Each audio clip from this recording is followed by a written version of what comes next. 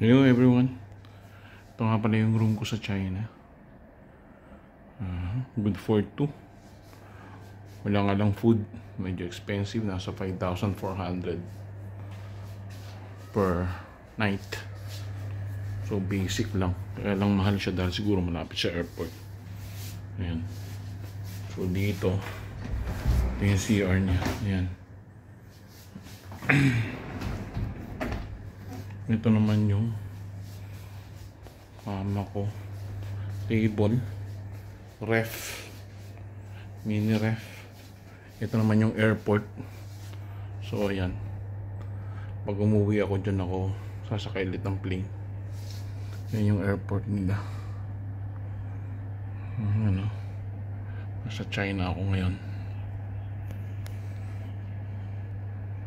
Ayan. Yan ang airport.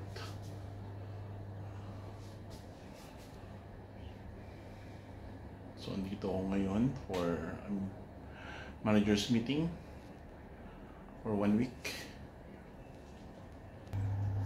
Yan o. Yan yung highway sa China.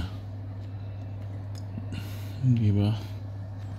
Yan, ako dadaan pag umuwi. Wala ka rin punta doon. Ayan. Ano lang pala yung daan yan. Umikot lang pa ganun. Dalawang entrance. Ayan. Pwede kang dumaan dito pag ganun, or dito tapos babalik ka pag ganun. Doon pa rin or diretso. Ayan. Ayan ang airport na sa China. Ayan.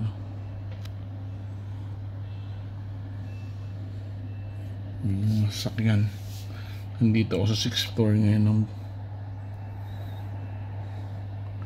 Pudong Airport Hotel. Ito yung pinakamalapit na hotel dito sa airport. Diba? I'll be back on Saturday in Philippines. See you mga kanoipi.